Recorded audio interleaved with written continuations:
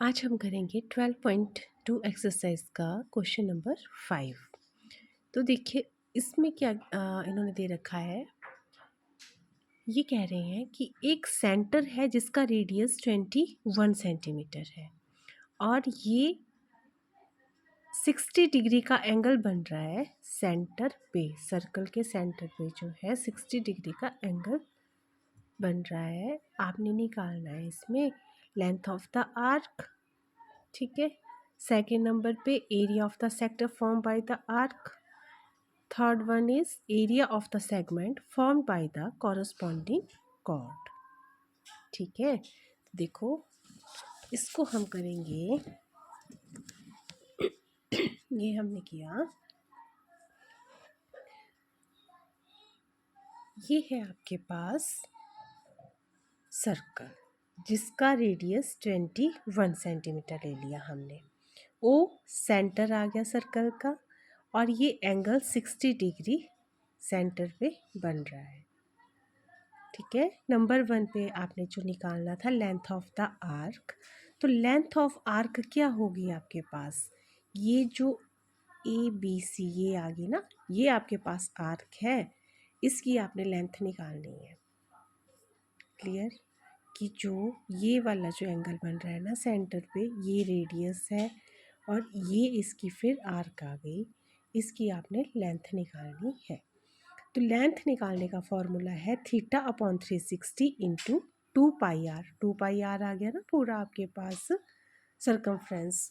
तो जो आपने टुकड़ा निकालना है, आर्क जो है आपके पास उसकी लेंथ निकालनी है, तो वो theta upon 360 into 2 pi r आ जाएगी। थीटा यहाँ से है 60 डिग्री, वो हमने वैल्यू पुट कर दी इसमें 60 अपॉन 360 मल्टीप्लाई बाय, यहाँ से आपने R21 पुट किया, 2 इंटू 22/7 इंटू 21 आ गया, ठीक है। इसको जो कैंसिल हो रहे हैं उनको कैंसिल किया और 22 सेंटीमीटर इसका लेंथ आ गई। मतलब इसको सॉल्व करने के बाद जो है आर्क की लेंथ कितनी आ गई, 22 सेंटीमीटर, ठीक है। नेक्स्ट सेकेंड नंबर पे आपने निकालना था एरिया ऑफ द सेक्टर।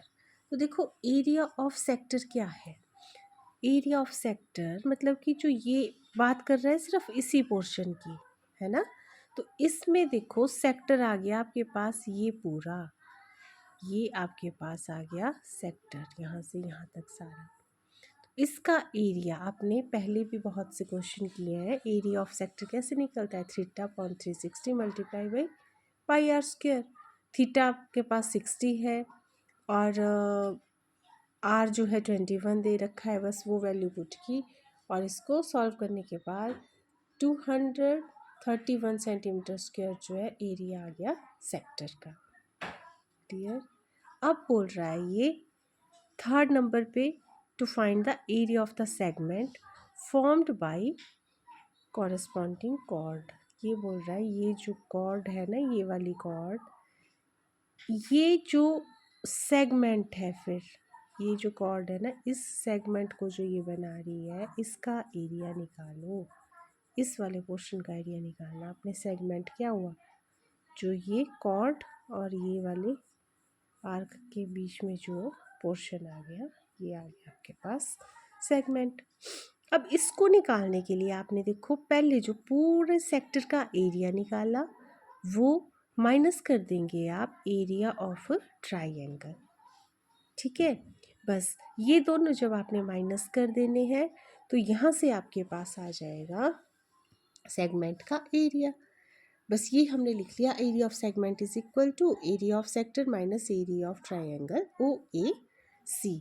अब OAC ये जो ट्राइंगल है इसका जो एरिया निकालोगे ना, तो एरिया ऑफ ट्राइंगल क्या फॉर्मूला होता है, ये हमने देखो यहाँ पे कौन सा पुट करना है, वो यहाँ से देखो हम निकाल रहे हैं कि 60 डिग्री दिया हुआ है आपके पास एक एंगल।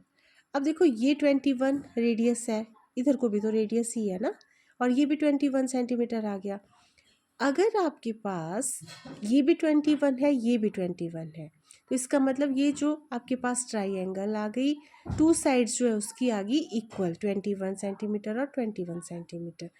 अगर ट्राइंगल की टू साइड इक्वल है तो उसके जो अपोजिट एंगल्स बनेंगे ना, यहाँ थर्ड साइड के साथ जो एंगल बन रहे हैं वो भी इक्वल होंगे।